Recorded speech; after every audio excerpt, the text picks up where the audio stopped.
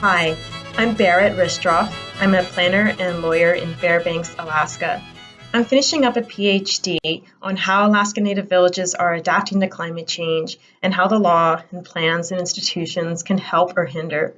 As part of my work, I talked to 153 people, both in the villages and outside, about adaptation strategies.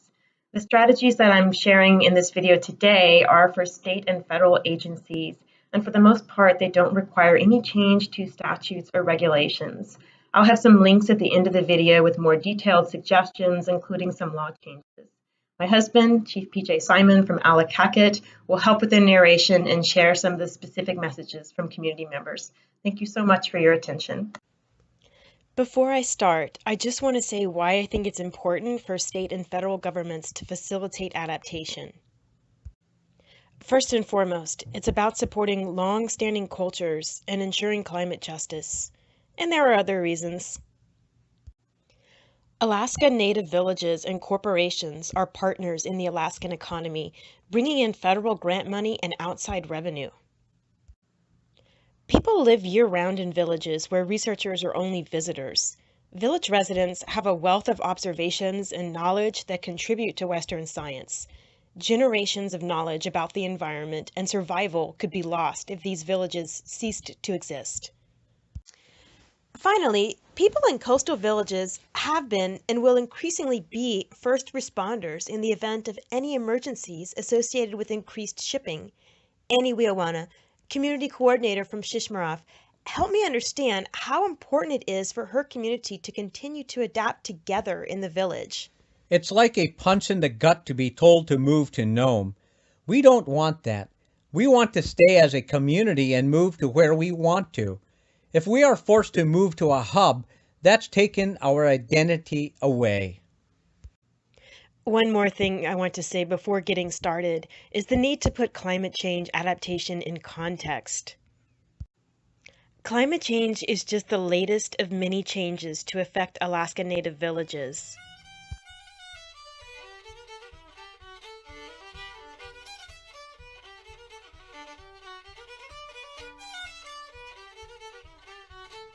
It's not helpful to only focus on flooding, erosion, and impacts to traditional hunting and fishing, which is what I initially set out to do.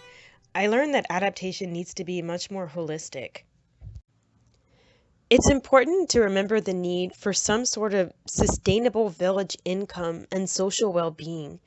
An example of this is Oscarville's pilot project for a holistic approach to sustainable northern communities. Of course, each village is different and has different needs, so what works for one may not be as helpful for another. With all of this in mind, let's dig in. I mentioned that this presentation doesn't really get into law changes. Agency staff can do a lot to address climate change adaptation without changing regulations or statutes. When there are gaps in the law regarding what agencies should be doing, there's still potential for moving forward. An example is the Department of the Interior's establishment of Landscape Conservation Cooperatives, or LCCs. LCCs build transnational partnerships around ideas that are important to stakeholders across a regional ecosystem. Another example is the National Oceanic and Atmospheric Administration, or NOAA's, Regional Integrated Sciences and Assessments Program, including the Alaska Center for Climate Assessment and Policy. These connect researchers and community adaptation needs. Agencies can also work on agreements about how to cooperate on different aspects of climate change. Even when different agencies' missions conflict, they can come to agreement on some issues. An example is the 1982 Memorandum of Understanding, or MOU, on game management between the Alaska Department of Fish and Game and the U.S. Fish and Wildlife Service. And one more possibility for affecting policy without changing the law: voluntary guidelines. An example is Fish and Wildlife Services and the Federal Aviation Administration's voluntary altitude restrictions over walruses hauling out on land. Voluntary guidelines can be much better received in Alaska than new statutes and regulations. They don't guarantee compliance, but there are several examples of decent results. BLM Field Manager Tim Hammond suggested, There can be a potential solution that you won't find in any one law if you have good professionals in place that are interested in finding solutions and understand the legal authorities they have. Though, even in the best of circumstances, it still takes hard work, creativity, research, and collaboration to find those solutions. Alaska Department of Environmental Conservation Commissioner Larry Hardig, who chaired Alaska's former subcabinet on climate change, offered this encouragement. It doesn't help to make the same argument over and over again that absent congressional action, we can't do it. There is still much progress that can be made under existing federal and state authorities and with current resources. It takes more coordination and collaboration, but incremental progress can be made, albeit much more slowly than if there was a fully funded program specifically dedicated to addressing the erosion and flooding problems. I am hopeful that showing consensus among the local government, tribe, state, and federal agencies regarding what needs to be done in each community at risk and having a history of successfully working together there will make it more likely we get funding for those communities. One barrier to acting, especially for newer agency staff, is not having information on what's happening in villages and on the existing laws and programs that could help. Ideally, an agency has the resources to provide newer staff with training regarding options for working with villages, such as the underused provision for co-management in the Alaska National Interest Lands Conservation Act, or ANILCA, Section 809. It's important for training to cover the human dimensions of management and cultural interchange. A good example is Fish and Wildlife Service's cultural sensitivity video available on YouTube. In some cases, an agency may not have all of the expertise on its own staff, so willingness to seek expertise from knowledgeable people in other agencies is helpful. Denali Commission's work with imminently threatened villages has benefited from detailees coming from the Departments of Interior and Transportation. Finally, there's no substitute for the learning that comes from spending time in villages. It's important to budget for field managers as well as senior officials to come out to villages for a couple of days. What about communities? What information do they need? Certainly, there's a need for some basic climate information that can help communities plan. That said, communities often know far more about their environment than researchers and agencies, even if they lack the scientific data to show this.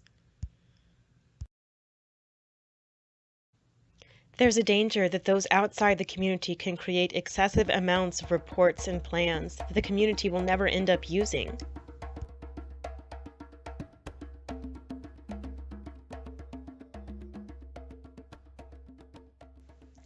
This is particularly the case for communities threatened by storm-induced erosion.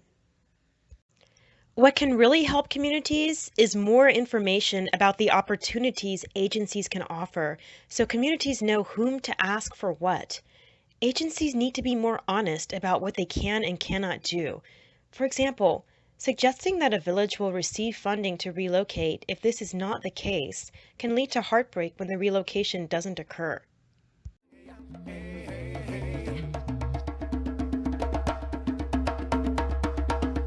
Each agency that offers community grants and infrastructure should clarify what they can offer and how community relocation fits into its existing programs. Agencies could issue guidelines showing each assistance option, the local cost share, and the estimated time it will take to carry out the option. Scott Nelson, a hazard mitigation expert with the Alaska Division of Homeland Security, explained, Right now, there are too many options, yet funds are too limited to make any of them really work. This leads to inertia. Related to the issue of what information communities need is how agencies and researchers get information from communities. I'm going to go over information exchange related to research, and then speak more generally about communication and consultation. Ideally, this leads to a three-way communication between villages, researchers, and decision makers. Communities have felt exploited by researchers who took residents' information and time without giving anything back. To address this, some communities have rules requiring researchers to share information as a condition of working with community members. Examples are King Island's Research Agreement and the Northwest Arctic Borough Code Title IX.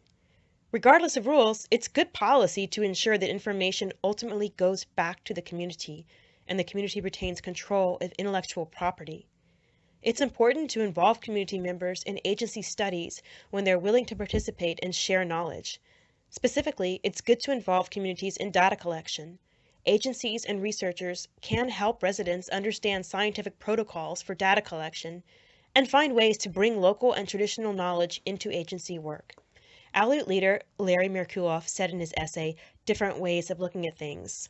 There are scientists that do want to work with indigenous people, but they've approached it ad hoc. There needs to be an approach in working with indigenous people that is not ad hoc. There's no support in the system for doing that.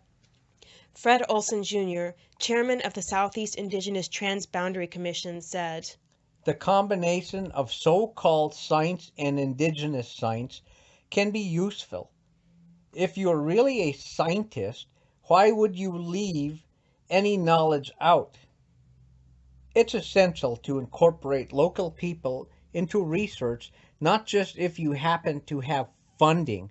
To not include them would be like leaving out beakers from a lab experiment.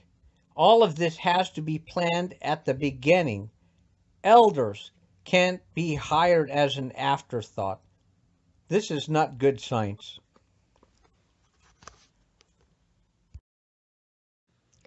just as community input and involvement is a key part of research, it's also a key part of making decisions that affect communities. In many instances, the law specifically requires input by tribes and the public. For example, government-to-government consultation is a requirement for federal agencies. State agencies can choose to do this as well. An example is the 2002 Board of Game Policy on government-to-government relations with the federally recognized tribes of Alaska, currently not in effect. Agencies engaging in consultation should be doing more than just sending out one email and considering their legal obligations to be complete. Consultation and communication is very important to tribes and will often result in a far better agency decision with community acceptance. One former White House liaison said, We need an approach that ensures that people in the communities impacted by climate change issues are consulted in a respectful way. Without consultation, there will be pushback and a lack of buy-in. A senior agency tribal liaison put it very succinctly.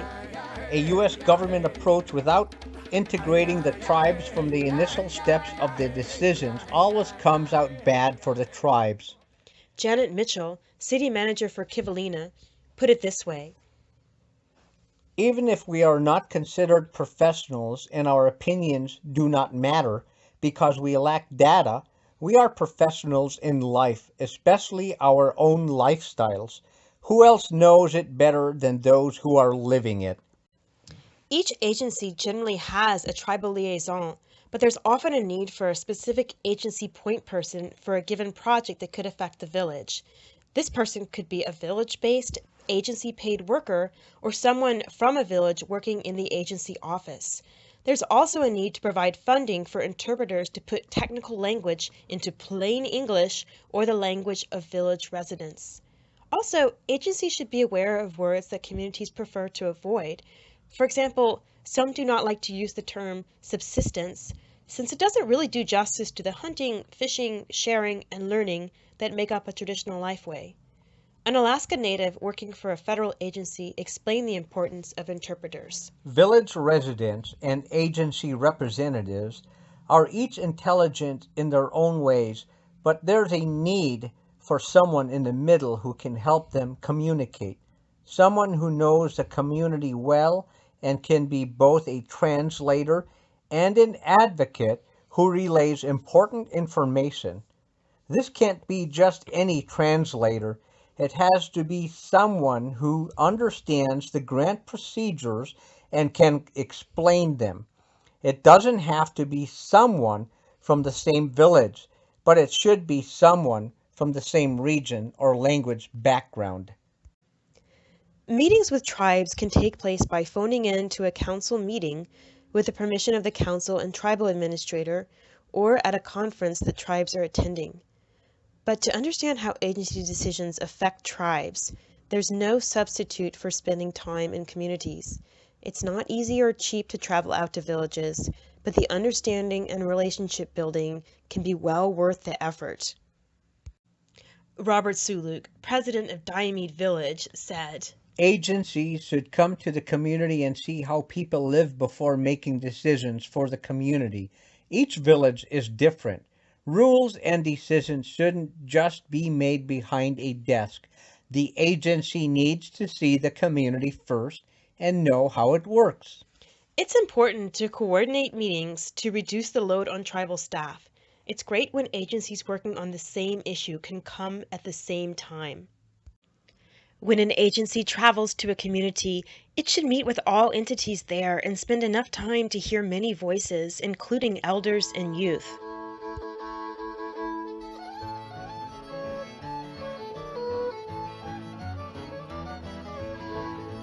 Hearing many voices is especially important when there is disagreement in the community about the best pathway forward. Disagreement should not be a surprise, since no community is monolithic. When there is significant disagreement, it can be helpful to meet with entities separately or conduct door-to-door surveys, provided no one is left out. Sometimes an agency may need to have a single answer from a community. For example, if the issue is where to relocate. If there does not appear to be a single answer, the agency could ask the different entities if they're interested in mediation by a mutually selected third party. An agency could budget for mediation as part of its outreach. An agency liaison gave some advice on approaching disagreement. A crucial ingredient is collaboration. Communities that have had hindered progress usually include disagreements between governments or organizations within a community. Sometimes these disagreements exist for very real concerns that need to be ironed out internally. Agencies should respect that process.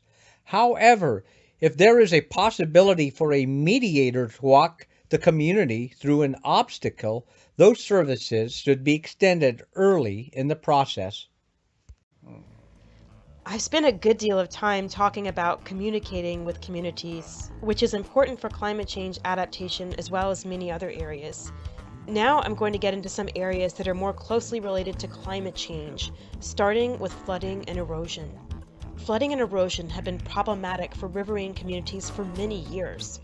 And now this is an extreme problem for communities on the West Coast. Especially for these West Coast villages, there's been a series of very expensive hard armoring, like revetments, with limited success. One engineer from the Army Corps said, The shorelines of Alaska are littered with failed revetments because there wasn't enough money or there wasn't enough thought put into it. I'm usually not a fan of excessively studying problems, but prior to these projects, it may make sense to have some sort of technical assessment by coastal engineers to determine if this kind of erosion control is sustainable given permafrost, or if other methods could be more practical. By other methods, I mean moving back from the shoreline where there is space to do so, and looking at soft measures that could alter slow-moving erosion patterns by allowing sediment to accrete near a village. Villages often look to the Army Corps and the Federal Emergency Management Agency, or FEMA, for help with flooding and erosion. FEMA help generally requires a Hazard Mitigation Plan, or HMP. Across the state, many villages have fairly similar HMPs listing mitigation actions. The most common are arranging for buyouts to relocate buildings or elevation. But many mitigation actions are not carried out in the absence of specific funding.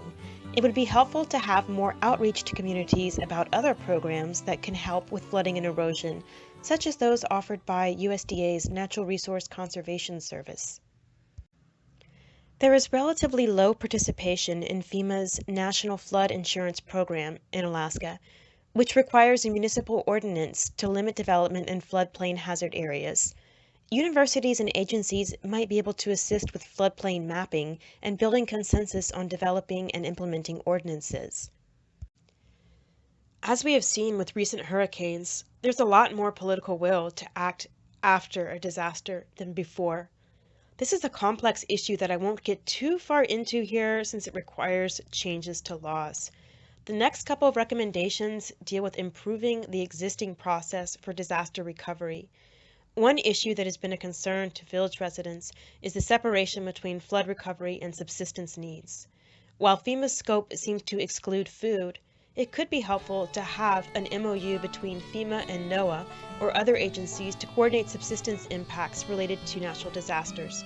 An elder put it this way: Fish camp is a lifetime of experience, a lifetime of gathering stuff, and overnight it's gone. FEMA will help you with your primary place, but they have nothing in there for fish camps. You're losing not only your opportunity to put food in your freezer. Food in your freezer is like money in the bank.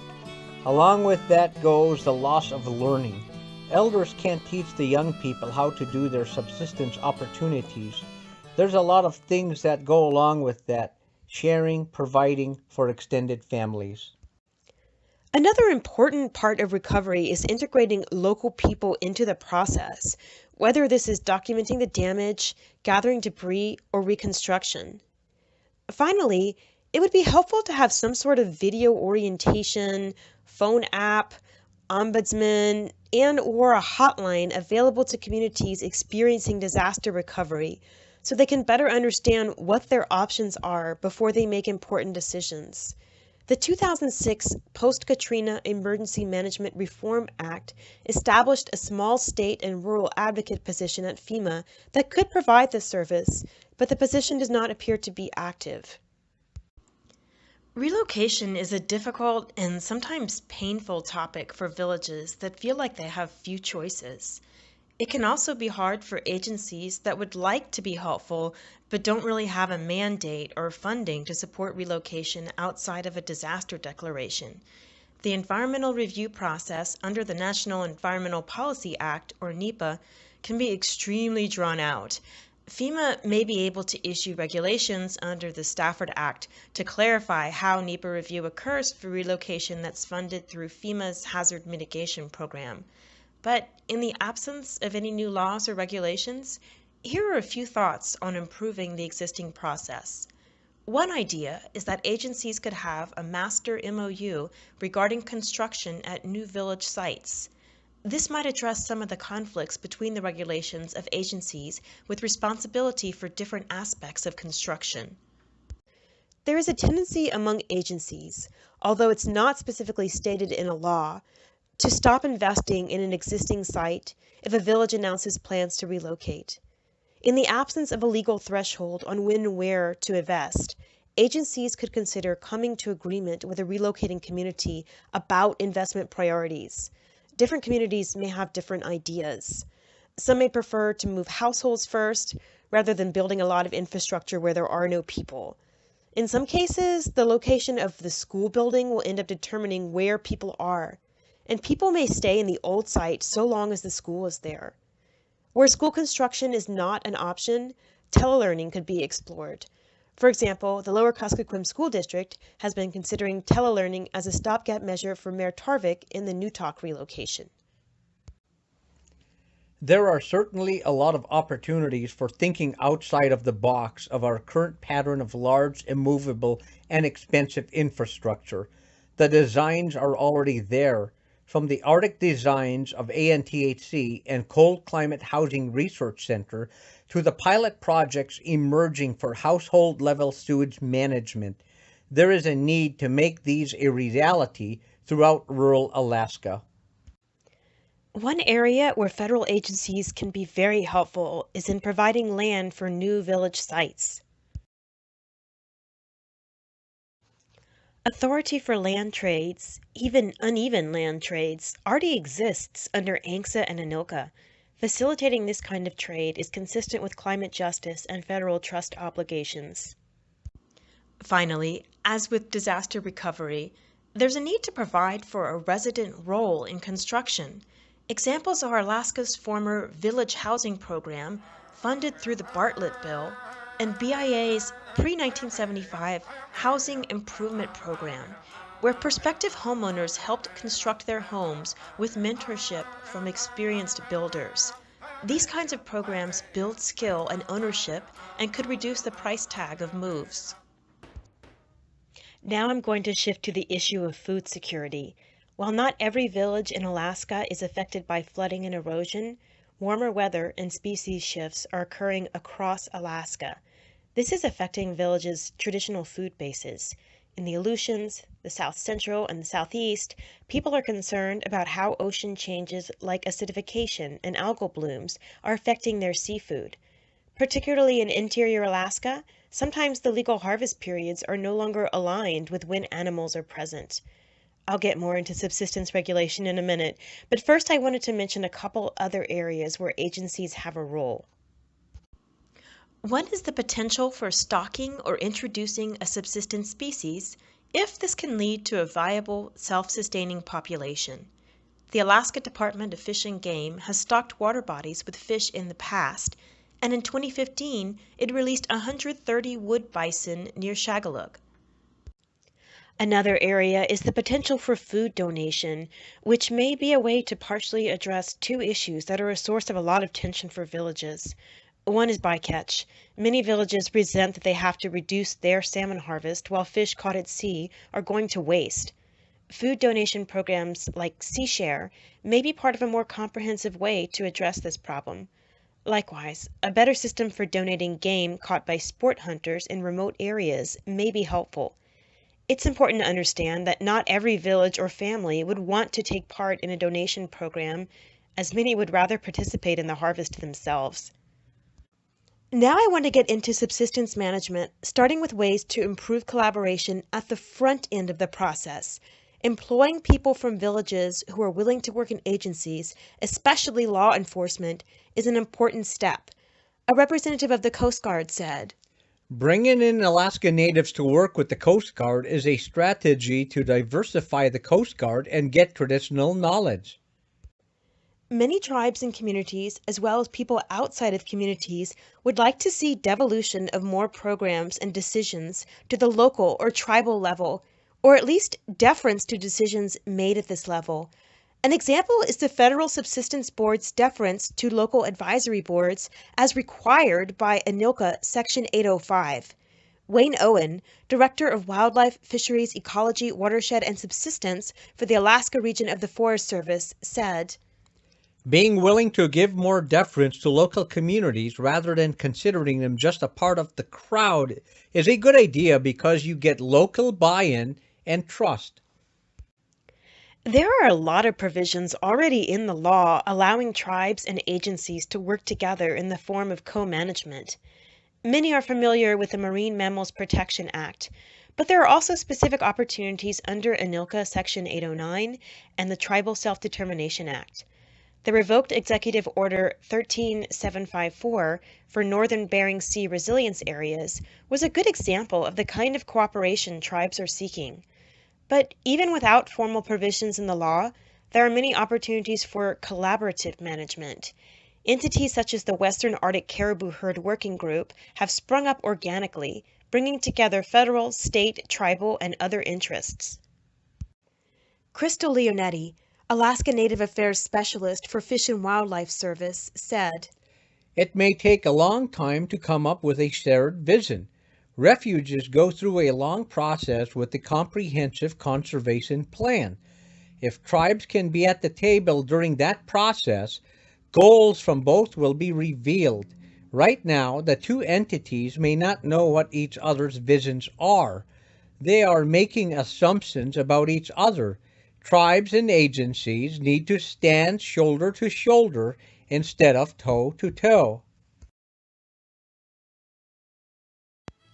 State recognition of tribes really helps with standing shoulder to shoulder.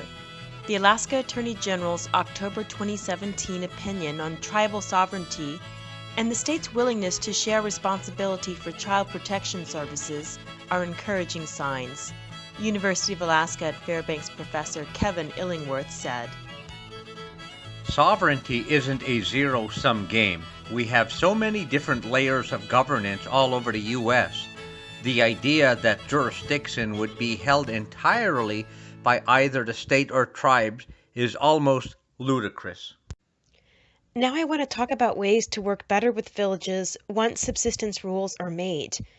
The rules can be confusing even to lawyers like myself.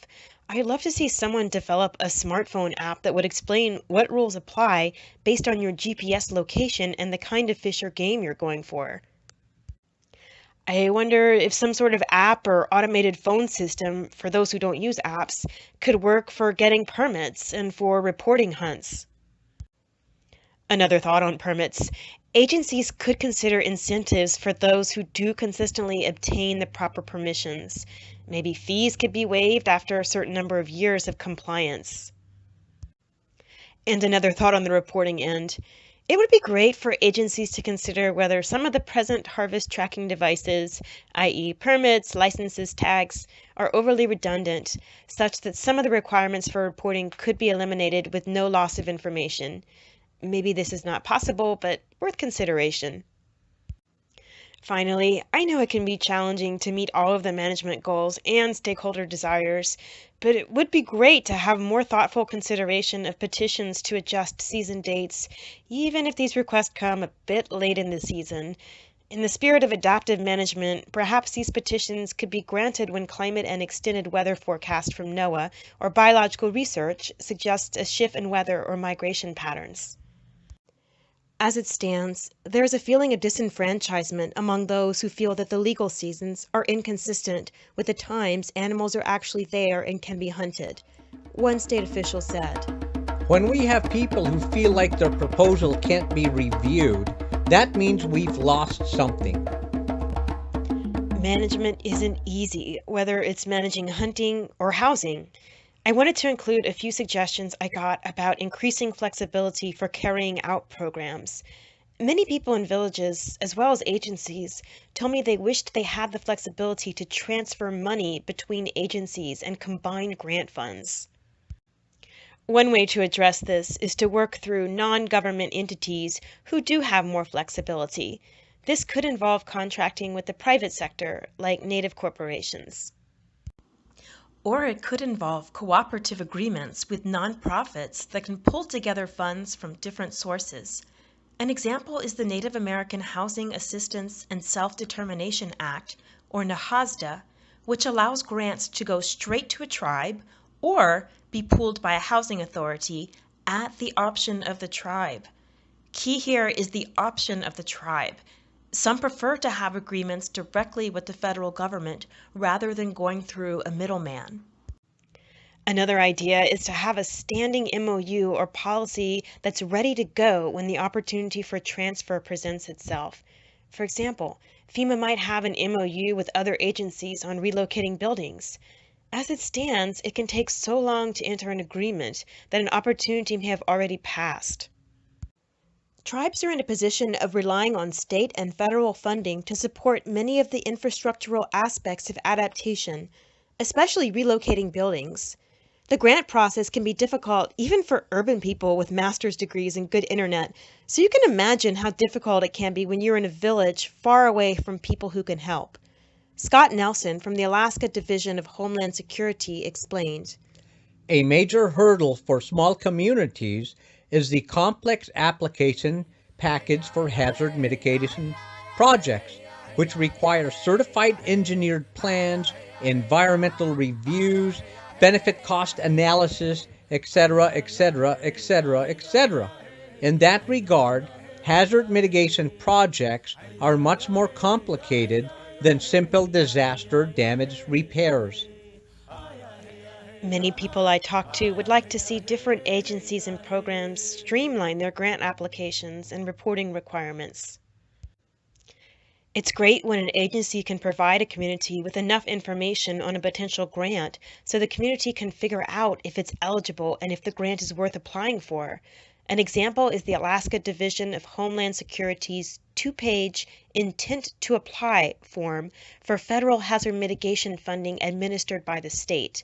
The community completes the form and the agency vets it. If the agency determines that the community is eligible, then the agency thinks about how it can help with the grant application. Agencies sometimes have a teleconference or webinar for potential grant applicants to talk about eligibility and answer questions. It may be helpful to take this one step further. An agency could record a DVD video training on a specific grant program and offer set times for trainees to call trainers with questions about the video. I mentioned how a more universal grant application could be helpful. At the same time, there may be a need for some flexibility in what kind of information the agency accepts to support the application. Communities that do not have a historical written record of environmental trends have difficulty competing with those that do. For the former, it would be great if video testimony from elders could be used to support the application. Finally, in terms of scoring grant applications, many would like to see more emphasis on need. This is especially true for small villages that lack the resources to put together a high-quality application package. Denali Commission is already taking steps to focus first on communities most in need. Another example could be HUD's Promise Zones, where projects in designated vulnerable regions get extra help. Now I want to talk a little bit about what happens once a community gets a grant. Particularly with remote communities that have limited internet and limited staff, there may be a need for extensions to complete the grant. For some of these communities, having to provide monthly grant reports may not be the most efficient use of the grantor's or the community's time. That said, most grantees, whether small communities or not, could benefit from some level of oversight and guidance on expectations for managing funds. Denali Commission addressed this when it was funding health clinics in villages by requiring recipients to have business plans to manage the clinics. The Commission developed a technical advisory committee to help with the process of developing business plans. Michael Opheim, environmental coordinator for Seldovia Village, shared some thoughts on grant management. Agency personnel should come out and see how the project worked. They don't need to see every little thing in a monthly report. We've had projects that had to be extended for several years because of lack of personnel to do the work. We would get someone on board and then that person would go away. It was a good project, and each time we were told that the money might have to be taken back. We would ask those agency staff to come down and take a look at the project and see what we were trying to do. When we would show them the project on the ground, they would agree that it was a good project and needed to be seen through to the end. So whenever possible, we like to have agency staff come and look at our projects. And who knows, maybe they could have ideas that would help the project. Agencies should not use scare tactics when it comes to grants. I have gone to many conferences where agency staff has stood up in front of people and used the fire and brimstone speech and scared tribes. Tribal staff that are new to grants can feel intimidated and not want to speak up because of thinking there will be retribution. I have spoken to agency staff on behalf of other tribal staff who were scared of their project officers. When those project officers found out why I was talking to them, they were usually surprised because they in no way want tribal staff to be scared of them. The directness of some agency staff scares tribal staff because that is not how Native people are. We tend to go the long way around the rose bush. We talk about many things before coming to what we are there for. Sometimes it might take a couple visits to get to the real issue, and that is not how agency folks are. There are a lot of grants out there and a lot of agency support for planning. The result has been a lot of plans that sit on a shelf. Part of this is due to the lack of funds for actually implementing plans, and the tendency for attention to shift over time. This is true even for the extensive plan put together by the Alaska Arctic Policy Commission. As one person who assisted with that plan said, We write plans for everything, and then they just get shelved.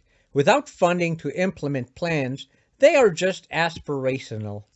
another part of the problem is that plans are often driven by someone outside of the community and are so long and complex that they're not accessible. As one planner said, It doesn't help if someone writes a plan for you. You need to get community buy-in. Even if you get funding, if you don't have long-term buy-in, it will fall apart. this can be an issue with hazard mitigation plans, or HMPs, which can be quite similar for very different communities. Communities value the funding that comes from having HMPs, but they are more likely to actually use simple plans like Small Community Emergency Response Plans, or SCRPs. As the Director of Public Works for one village explained, The average person doesn't have time to go through a 200 plus page hazard mitigation plan. There needs to be something shorter and more visual. SCRP is a good model. It's easily accessible and easy to flip through. Nathan Ellswick, Environmental Coordinator for ANVIC, explained why he opted to create videos to convey elder knowledge instead of some sort of written document. Plans are great if you use them. A lot of times they just sit on the shelf. Thicker plans really tend to sit on the shelf.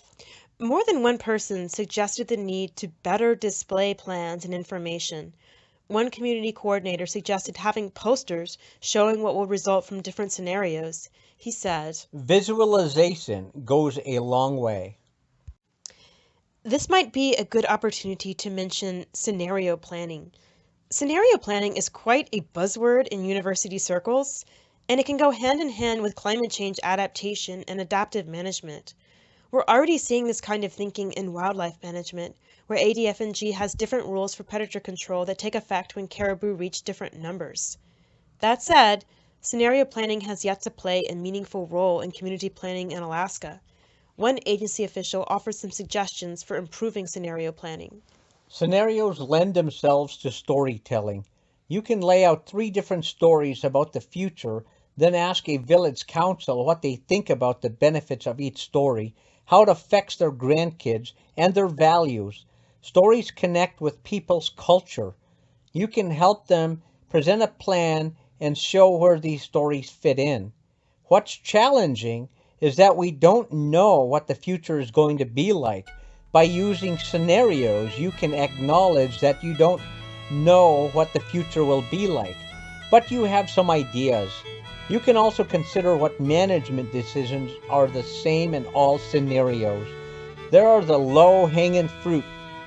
You can also focus on an action that would only pertain to one scenario, but would be really important to do if that scenario happens. Scenarios can be integrated into analysis of alternatives in NEPA review, avoiding the need for supplemental reviews if any of the outlined scenarios materialize as expected. Megan Edwardson, council member for the Inupiat community of the Arctic Slope, offered some general advice on planning. There's a need for the whole community to be working on a plan, but it's hard to get the whole community involved. Community meetings work well in smaller communities.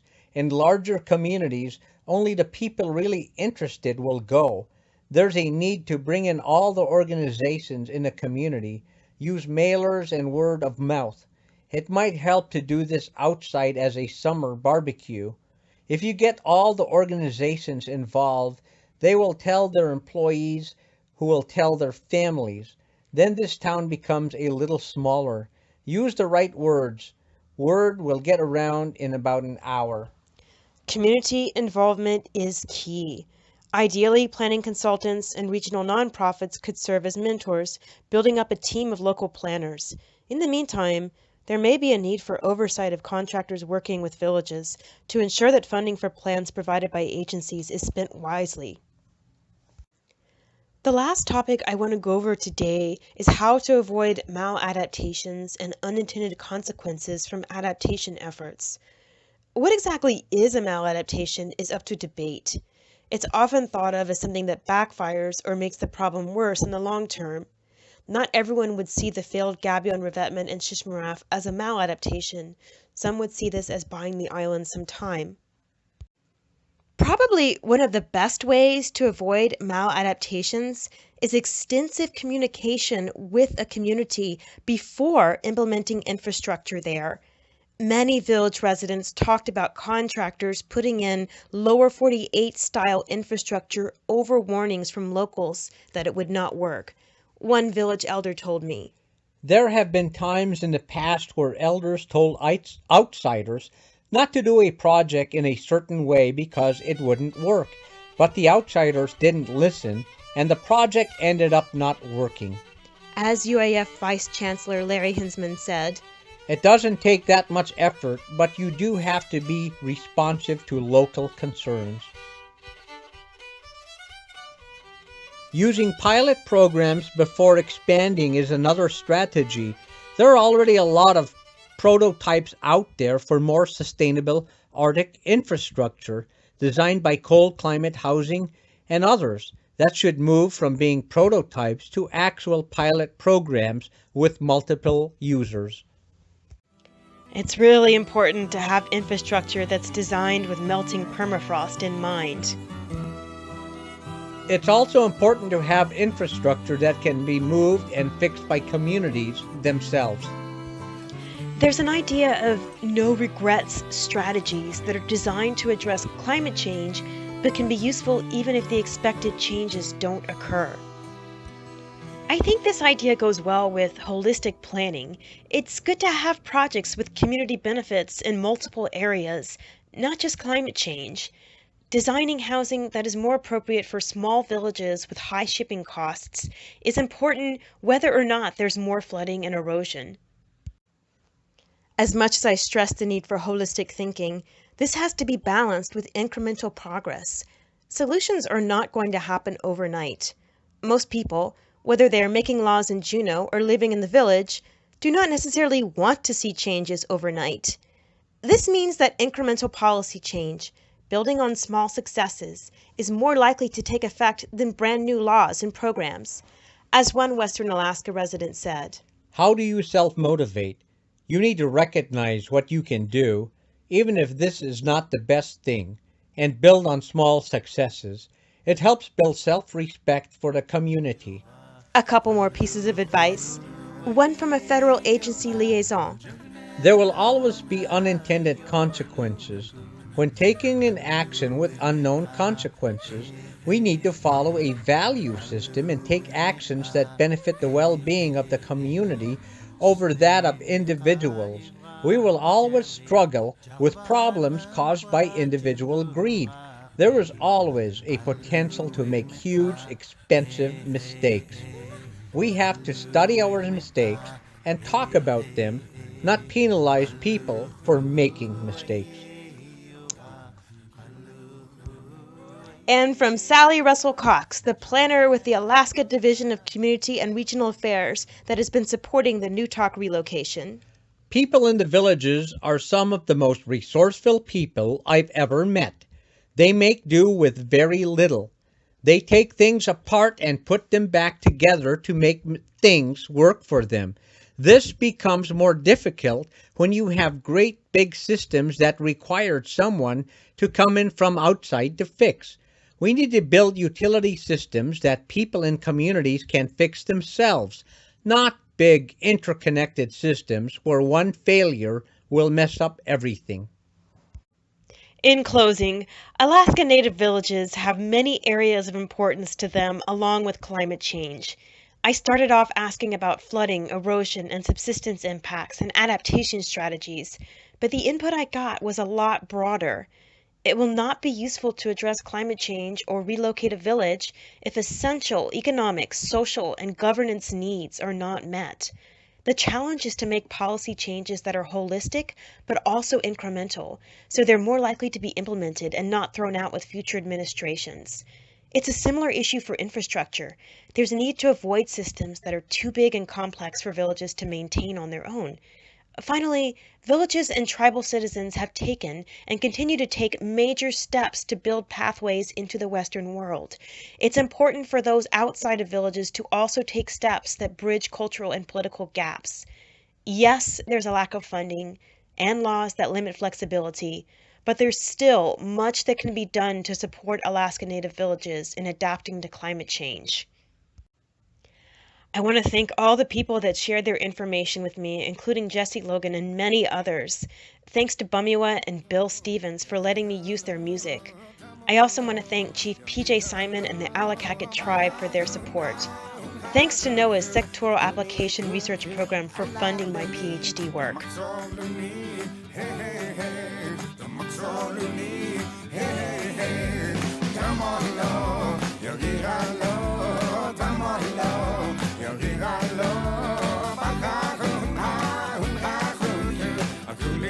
And thank you for watching. This video is just a broad overview.